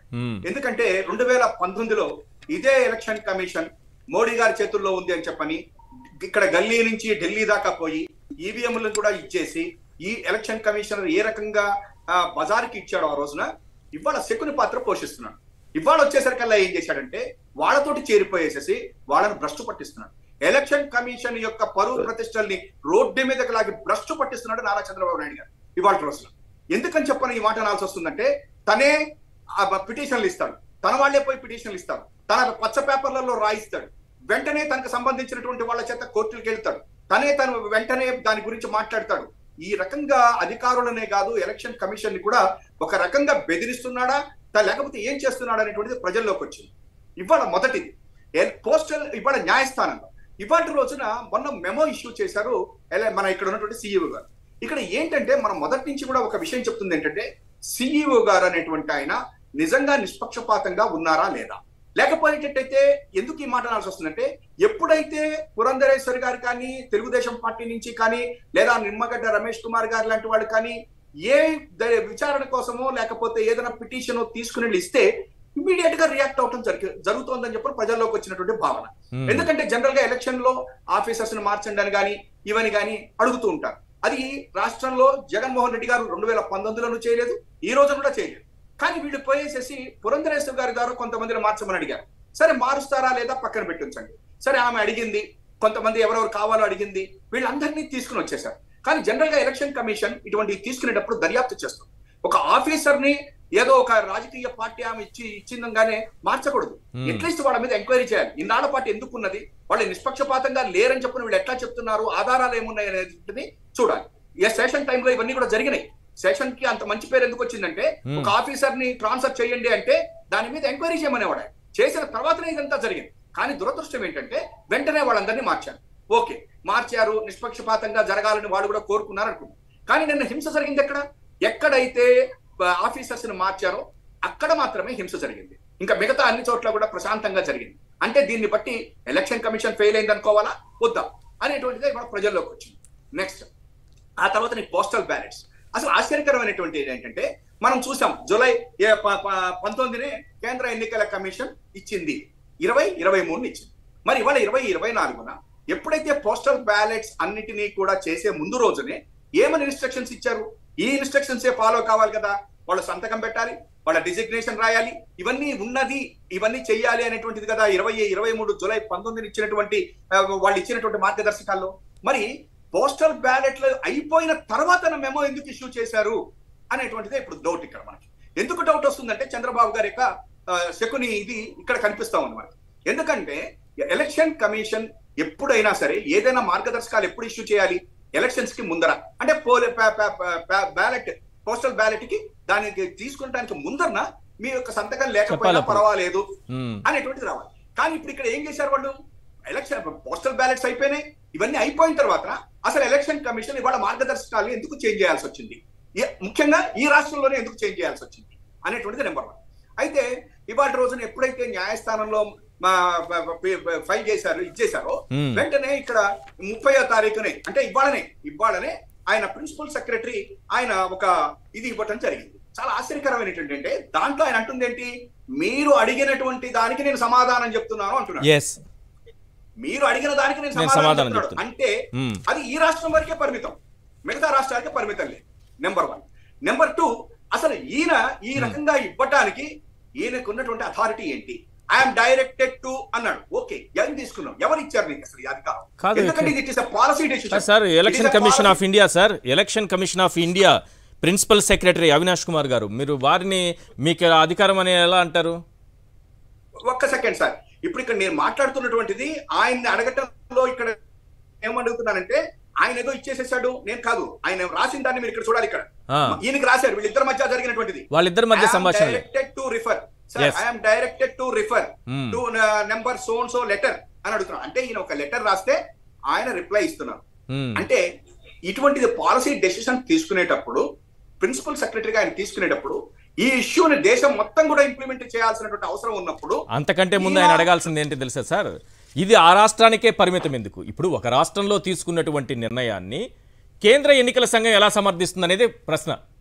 ఎగ్జాక్ట్లీ ఇప్పుడు మనం అంటుంది అదే. ఇప్పుడు ఈయన ఒక తీసుకున్నటువంటి నిర్ణయాన్ని ఈయన ఏమంటున్నారు, అదే దాన్ని మళ్ళా ఇచ్చేస్తున్నాడు. అయితే ఇక్కడ ఇంకొక ట్విస్ట్ ఏం చేస్తున్నాడు, కోర్టులో ఏమన్నా మేము అది మెమో వెనక్కి తీసుకున్నాము అని చెప్తున్నాం. మరి మెమో వెనక్కి తీసుకున్న తర్వాత ఇంకేసారి ఇది ఈ యొక్క లెటర్ యొక్క శాంటిటీ ఏముంటుంది, ఇంకా ఉండడానికి లేదు కదా. లేదు. కానీ ఇప్పుడు వీళ్ళు చేస్తున్నటువంటి ట్విస్ట్ ఏంటంటే ఇది తీసుకుని వెళ్ళి రేపు పొద్దున్న మనం ఇప్పుడు ఇవాళ కోర్టులో ఇదంతా అయిపోయి ఇదంతా జరిగిన తర్వాత మీరు చెప్పినట్టుగా ఈ యొక్క లెటర్ నాకు వచ్చింది, ఎలక్షన్ కమిషన్ దగ్గర నుంచి నాకు వచ్చింది, నేను ఇదే ఇంప్లిమెంట్ చేస్తాను అంటాడు. ఈశ్వర్ గారు ఇక్కడ మంచి పాయింట్, ఇంపార్టెంట్ పాయింట్ చెప్తున్నాను. మనం ఏమంటాం అంటే లేదంటే న్యాయస్థానంలో ఆ మెమో వెనక్కి తీసుకున్నాక ఇది చెల్లదు అని చెప్పి మేమంటాం అనుకోండి. నాకు అది సంబంధం లేదంటే మాకు ఎలక్షన్ కమిషన్ నుంచి ఇది వచ్చింది అంటాడు. ఈ మాట నేను ఎందుకు అంటున్నానంటే ఆ రోజున హైకోర్టులో పథకాలన్నిటినీ కూడా రేపటి లోపల దానికి సంబంధించింది విడుదల చెయ్యండి అని చెప్పని నిధులు విడుదల చేయమని చెప్పంటే ఇక్కడ ఎలక్షన్ కమిషన్ ఏం చేసింది, అది పెట్టి మళ్ళా ఇంట్లో ఎవరో న్యాయస్థానానికి వెళ్ళి అవన్నీ కూడా అయ్యే దాకా టైం రాత్రి వరకు తిప్పి ఆ రోజు గడిచిపోయేలా చేశారు. చేసి 24 అవర్స్ కోర్టు టైం ఇచ్చింది, మిమ్మల్ని ఈ 24 అవర్స్ వాళ్ళ చుట్టూ కోర్టు చుట్టూ తిరిగేటట్టు ఈసీ చుట్టూ తిరిగేటట్టు ఆయన చేసుకున్నారు. మీకు పుణ్యకాలం కాస్త గడిచిపోయింది, లేకపోయారు. న్యాయస్థానం అంటే ఇక్కడ ఎంతటి దారుణమైనటువంటి పరిస్థితి అంటే న్యాయస్థానం ఫండ్స్ రిలీజ్ చేయండి అంటే కూడా ఈ రాష్ట్రంలో ఎలక్షన్ కమిషన్ దాన్ని పాటించలేదు, దాన్ని ఇంప్లిమెంట్ చేయలేదు అంటే వీరి వెనక ఎంతటి ధైర్యం. ఇన్పుట్ సబ్సిడీ, రైతులకు ఇన్పుట్ సబ్సిడీ తెలంగాణలో మాత్రం అక్కడ ఎన్నికల అధికారులు ఓకే చేస్తారు, ఆంధ్రప్రదేశ్కి వచ్చేటప్పటికి ఒప్పుకోరినా. పక్క రాష్ట్రంలోనే ఎక్కడో లేదు, బార్డర్ దాటితే బార్డర్ ఈ పక్క విలేజ్కి ఆ పక్క విలేజ్కి మధ్యలో గ్యాప్ ఉంటుంది, ఇది తెలంగాణ ఇది ఆంధ్ర అని. ఆ గీత ఒకటే, గీత దాటిన వాళ్ళకేమో ఆ పక్కన ఉన్న వాళ్ళకి ఇన్పుట్ సబ్సిడీ వస్తుంది, ఈ గీతకి అవతల ఉన్న ఆంధ్రప్రదేశ్ వాసులకేమో రాదు ఇన్పుట్ సబ్సిడీ, ఆ రైతులకు రాదు. ఒక గీతే. ఈశ్వర్ గారు పోనీ ఆ డెసిషన్ ఏదో ఇక్కడ తీసుకున్నప్పుడు న్యాయస్థానం ఇచ్చేయండి అని చెప్పిన తర్వాత కూడా ఇవ్వలేదు అంటే వాళ్ళకి ఎంత ధైర్యమే కదా సార్. రైతులంటే ప్రేమ, మహిళలంటే ప్రేమ, విద్యార్థులంటే ప్రేమ, అణగారిన వర్గాలంటే ప్రేమ, వాళ్ళకి డబ్బులు రాకుండా చేయడం అంటే ఇష్టం ఉన్నాయి వాళ్ళకి మామూలుగా.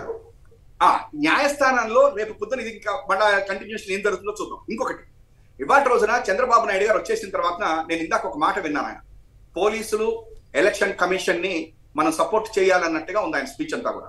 నాకు అర్థం కాలే ఎలక్షన్, అందుకే నేను ఇందాక ఫస్ట్ చెప్పాను అనమాట, నన్ను మించిన నటుడు నా అల్లుడు అని. ఇప్పుడు ఎలక్షన్ కమిషన్ ని పోలీసుల్ని వెనకేసుకు రావాలి. ఎందుకు వెనకేసుకుని రావాలి? ఇంకొకటి కూడా చెప్పాల్సి ఉందండి ఇక్కడ.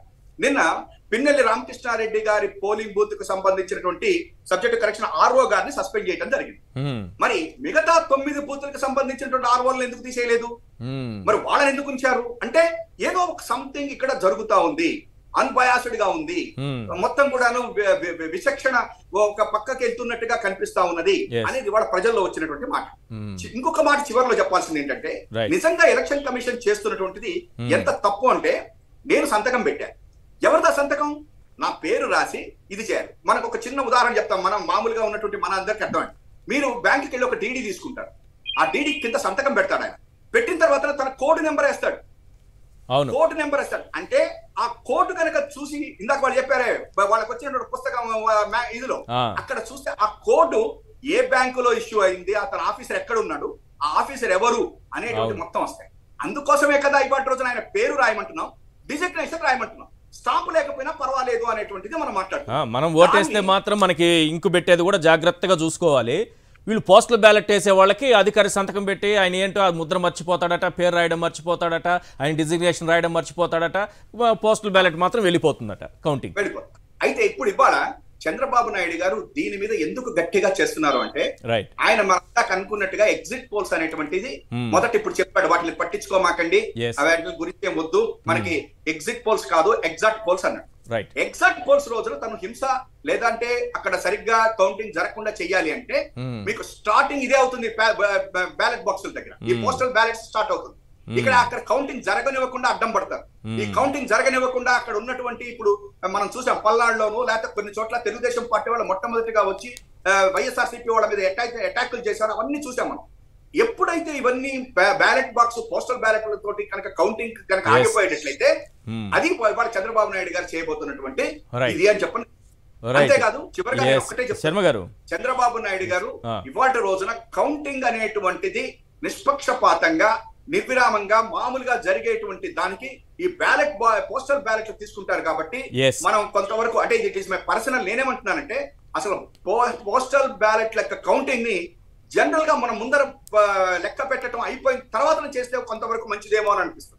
ఎందుకంటే లేకపోతే డెఫినెట్ గా హింస చెలరేగొడతాడు. ఈ ఉత్తర్వులు మళ్ళీ కొత్తగా తీసుకురావాల్సి వస్తుంది. దాంట్లో వాళ్ళకి అనుకూలంగా మళ్ళీ ఏం మార్చేస్తారు కొత్త ఉత్తర్వులు అంటే చాలా జాగ్రత్తగా ఉండాలి. అందులో కూడా ఏదో మతలబు ఉంటుంది సార్, చాలా జాగ్రత్తగా ఉండాలి. రైట్, ఒకసారి వెంకటేష్ శర్మ గారు, ఇక్కడ ఎలక్షన్ కమిషన్ అనేది పారదర్శకతగా వ్యవహరించాలి. పారదర్శకత అనేది చాలా ఇంపార్టెంట్ ఇక్కడ. అలాంటిది ఒక నిర్ణయమేమో వెనక్కి తీసుకున్నట్టు కనిపిస్తోంది, ఇంకో నిర్ణయమేమో మళ్ళీ రేపు వివాదాలకు తావిచ్చేలా ఇంకొక నిర్ణయం కనిపిస్తోంది. ఇక్కడేమో రాష్ట్రంలో సీఈఓ ఏమో మెమోని వెనక్కి తీసుకుంటారు, కేంద్ర ఎన్నికల సంఘం ఇచ్చినటువంటి ఉత్తర్వులు మాత్రం అలాగే అమల్లో ఉంటాయి. ఇది చూస్తుంటే మామూలుగా రాజకీయ పార్టీలకు ప్రత్యర్థులు ఉంటారు, కానీ వైఎస్ఆర్సీపీకి ఈ ఎలక్షన్ కమిషన్ కూడా అధికారులు కూడా ప్రత్యర్థులుగా మారిపోయారా అన్న అనుమానం కలుగుతోంది. అవునండి, ఇందాక సుందరరాం శర్మ గారు అంటూ ఎలక్షన్ కమిషన్ ఓడిపోయి సరిగ్గా చేయలేదు అన్నారు. ఎందుకు సరిగ్గా చేయలేదండి? చంద్రబాబు నాయుడు ఇచ్చిన స్క్రిప్ట్ ను యాస్టీస్ గా అమలు పరిచారు. వాళ్ళ మార్చమని అన్ని చోట్ల అధికారులు మార్చారు, అక్కడ అన్నింటిలో గొడవలు జరిగేలా చూశారు, వాళ్ళకి లబ్ధి చేకూరేటట్టుగా చేశారు. పారదర్శకంగా పనిచేయాలి అన్నారు. చంద్రబాబు నాయుడు గారికి పారదర్శకంగానే చేస్తున్నారు కదా. నీకు ఎట్లా వచ్చింది వీడియో అని ఒక క్వశ్చన్ కానీ ఒక నోటీస్ కానీ జారీ చేయలేదు కదా లోకేష్ కి. ఎక్కడ అది కూడా పారదర్శకంగానే ఉన్నారు చంద్రబాబు నాయుడు గారు వాళ్ళకి, టీడీపీ పార్టీకి. అందులో కూడా CEC state election commission correct గానే పనిచేస్తోంది. మీ ద్వారా ప్రజలందరికీ ఇంకోటి తెలియజేసేది ఏంటంటే అండి, ఓట్లు ఎవరికి వేశారనే దానికోసం కాదు వైఎస్ఆర్సీపీ పార్టీ ఈ రోజు న్యాయబద్ధమైన ఓటు, చట్టబద్ధమైన ఓటు కౌంటింగ్ లోకి రావాలి, పరిగణలోకి తీసుకోవాలి. ఎంతో వ్యయ ప్రయాసాలు కోర్చి వేసిన ఓట్లు అవి, వాటన్నిటిని సరైన విధిలో లెక్క పెట్టండి అనే ఒకే ఒక ఉద్దేశంతో ఎలక్షన్ పిటిషన్ కోర్టులో వేసి వైఎస్ఆర్సీపీ అడుగుతోందే తప్ప అది ఎవరికి పడ్డాయని కాదు. కానీ ఇక్కడ అదేదో వైఎస్ఆర్సీపీ పార్టీ వాళ్ళు ఓడిపోతున్నందుకే ఇట్లాగా చేస్తున్నారు చెందుతున్నారని కొంతమంది అంటున్నారు. మరి అధికారంలో ఉన్న పార్టీ కాబట్టి ఆ ఓట్లు న్యాయబద్ధంగా జరిగేటట్టుగా, ఎలక్షన్ ప్రక్రియ న్యాయబద్ధంగా జరిగేటట్టుగా స్టేట్ ఎలక్షన్ కమిషన్ చేయట్లేదు కాబట్టి ఆ బాధ్యత వైఎస్ఆర్సీపీ ఈ రోజు తీసుకుందని మీ ద్వారా ప్రజలకు తెలియజేస్తున్నానండి. నేను మంచి పాయింట్ చెప్పారు పురుషోత్తం రెడ్డి గారు. ఒక విషయం, ఈ నిబంధన అనేది దేశంలో ఎక్కడా లేని నిబంధన తీసుకొచ్చినప్పుడు రాజకీయ పార్టీలన్నీ అభ్యంతరం వ్యక్తం చేయాలి. నిజానికి ఎవరైనా అభ్యంతరం వ్యక్తం చేయాలి. ఎందుకంటే అక్కడ పోస్టల్ బ్యాలెట్లో ఎవరికి ఎన్ని ఓట్లు పడ్డాయి ఎవరికి తెలియదు. ఎందుకంటే దీన్ని మళ్ళీ మనకు పడింది చెల్లకపోవచ్చు, వాళ్ళకి పడింది చెల్లకపోవచ్చు, ఎవరికి పడిందైనా ఏ రకమైనటువంటి వివాదాలకు దారితీయచ్చు. కాబట్టి ఏ రాజకీయ పార్టీ అయినా దీనిపైన అభ్యంతరం వ్యక్తం చేయాలి. ఇటువంటి నిబంధనలు కరెక్ట్ కాదని చెప్పాలి. ఎందుకు చంద్రబాబు సమర్థిస్తున్నారు? పైగా ఆయన ఏమంటారంటే పోలీసులకు ఎన్నికల అధికారులకు మనం అందరం సహకరించాలి, వాళ్ళు చాలా మంచి వాళ్ళు, మనం సహకరించాలి, వాళ్ళతో జాగ్రత్తగా ఉండాలి, వాళ్ళు ఏం చెప్తే అది వినాలి మీరు అని చెప్తున్నారు. పైగా దాడులు జరిగాయి, ధ్వంసం జరిగింది, ఈవీఎంల ధ్వంసం జరిగింది, వైఎస్ఆర్సీపీ గోండాలు వచ్చేశారు, ఎక్కడ ఎన్నికలు సక్రమంగా జరగకుండా చేశారని అంటారు. రీపోలింగ్ మాత్రం పెట్టకండి సార్, ఎక్కడ జాగ్రత్తగా ఉండండి, ఎక్కడ ఈవీఎం ధ్వంసమైనా సరే రీపోలింగ్ మాత్రం పెట్టకండి అంటారు. ఏంటి విచిత్రమైన వైఖరి అర్థం కావట్లేదు. చంద్రబాబు నాయుడు గారు అధికారులు సహకరించాలి, మనం అందరూ పోలీసులు సహకరించాలంటే వాళ్ళందరూ వాళ్ళకి సహకరిస్తారని అర్థం వచ్చేట్టుగా ఉంటుంది. అది అంటే ఆ పరిస్థితి ఉండదు. ఆయన కేడర్ని భ్రమలో పెడుతున్నాడు కానీ చీఫ్ ఎలక్షన్ కమిషనర్ ఢిల్లీ వాళ్ళు భ్రమల్లో వాళ్ళ అదుపులో ఉండొచ్చు కానీ జిల్లా అధికారులు అందరూ కూడా న్యూట్రల్ గానే ఉంటారు. 90% న్యూట్రల్ గా ఉంటారు. ఇట్లా ఎలక్షన్ కమిషన్ మేనేజ్ చేయడం అనేది సాధ్యం కాదు. కానీ ఒక ఏదో చేసేస్తున్నారు, ఏదో నమ్మకం. ఫస్ట్ పోస్టల్ బ్యాలెట్ మీద వైసీపీ కోర్టుకి వెళ్ళిన వెంటనే పోస్టల్ బ్యాలెట్ 4,72,000 మొత్తం పడిపోయినట్టు వచ్చేసింది. ఇట్లాంటి అంటే కృత్రిమంగా నేను ముందు చెప్పాను కదా 1వ తేదీ వచ్చే రిజల్ట్స్ అన్ని నెగటివ్ వస్తున్నాయి ఆయన చెప్పిన లెక్క ప్రకారం. కాబట్టి ఎక్కడ కేడర్ కొంచెం డిమోరల్ కావాలంటే ఇవన్నీ ఒక వాతావరణాన్ని సృష్టించి పోస్టల్ బ్యాలెట్ అంతా మనకే వచ్చేస్తున్నాయి, అధికారులంతా మనతో ఉన్నారు ఇది చెప్పడం ద్వారా ఒక మానసికమైన స్థైర్యాన్ని నింపే ప్రయత్నం చేస్తున్నట్టున్నారు.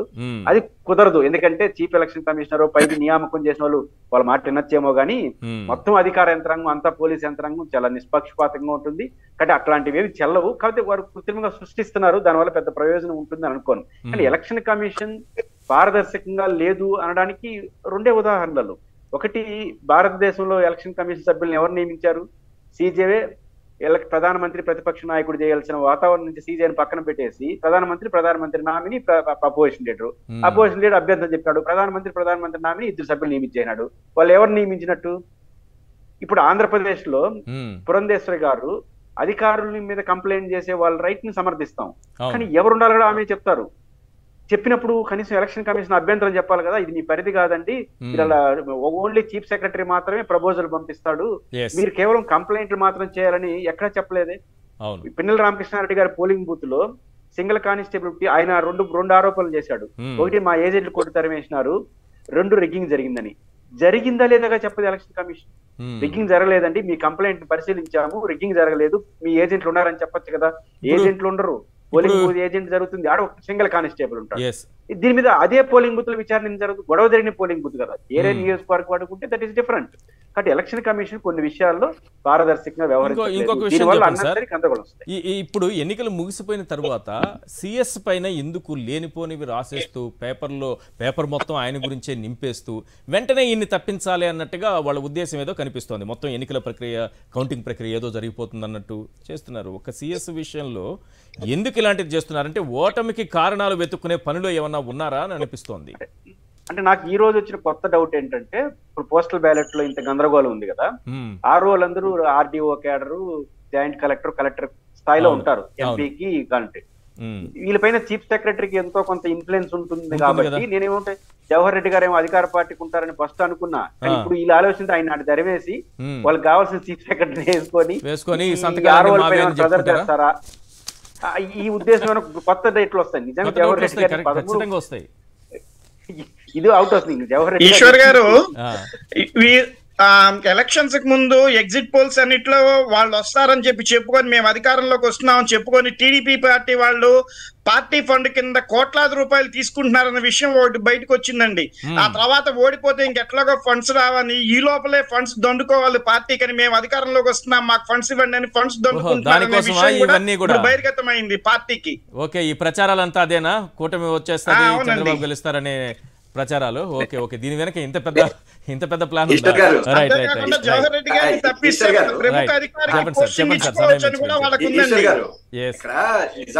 నిజానికి చంద్రబాబు గారు ఏం ప్రెస్ మీట్ పెట్టి మేము గెలవబోతున్నాం అని చెప్పాలా, పురంధరేశ్వర గారు ప్రెస్ మీట్ పెట్టి ఏం చెప్పాలా, ముగ్గురు కూడా పారిపోయి వెళ్ళిపోయారు, పవన్ కళ్యాణ్ గారు కూడా రాష్ట్రం వదిలిపెట్టి వెళ్ళిపోయారు. అందువల్ల మనకు అది కాదు. కానీ ఒక్కటి మాత్రం చంద్రబాబు గారిని ఈ రకమైనటువంటి ఈ వ్యవస్థలు లేకపోతే ఎలక్షన్స్ టైంలో ఆయన చేసేటువంటి ఒక రకంగా చెప్పాలంటే ఉగ్రవాదమైనటువంటి చర్యల్ని చాలా కష్టం ఎదుర్కోవటం. ఇవాళ జగన్మోహన్ రెడ్డి గారు ఆయనకి ఆ ప్రజల ఆశీర్వాదం ఉంది కాబట్టి ఎదుర్కొంటున్నాడు, కానీ లేకపోతే అంత తేలిక కాదు. ఇవాళ నేను చెప్తున్నాను, ఈ పోస్టల్ బ్యాలెట్స్ ఒక్కటే కాదు, మీరు ఇందాకన్నా సిఎస్ గారిది కూడా సైమల్టేనియస్ గా తీసుకుని వచ్చేసేసి ఒక రకమైనటువంటి టెన్స్ క్రియేట్ చేసి అధికారంలో కానీ అందరిలోనూ ఉంటున్నాను. రేపు ఎలక్షన్స్ టైంకి వచ్చేసరికి ఇప్పుడు ఏమంటున్నారు, ఇప్పుడు మీరు ఒక్కటే చిన్నది చెప్పేసి వదిలేస్తాను. ఇప్పుడు మొత్తం అసలు యాక్చువల్ గా ఆ రోజున హింస చేసింది, ముందు రోజున వైఎస్ఆర్సీపీ వాళ్ళ మీద దాడులు చేసింది తెలుగుదేశం పార్టీ. కానీ చివరికి ఏ రకంగా తీసుకుని వచ్చారు దాన్ని? పిన్నెల్లి గారిది ఒక్కటి పట్టుకుని అసలు ఈవీఎంలన్నీ ఎరగొట్టినటువంటి పగలగొట్టిన వాళ్ళు వదిలేశారు. చంద్రబాబు గారికి పచ్చ మీడియా చేసేటువంటి దీన్ని పోస్టల్ బ్యాలెట్స్, సిఎస్ గారు ఇట్లాంటివన్నీ జగన్ గారు చెప్పింది ఒక్కటే, ప్రజలు జగన్ గారి పక్కన ఉన్నారు, గెలిచేది జగన్. Right, thank you. చర్చలో పాల్గొన్నందుకు సుందరామ శర్మ గారు, అలాగే పురుషోత్తం రెడ్డి గారు, కోటంరాజు వెంకటేశ్వర గారు. ఇది వాళ్ళ చర్చా కార్యక్రమం చూస్తూనే ఉండండి సాక్షి టీవీ.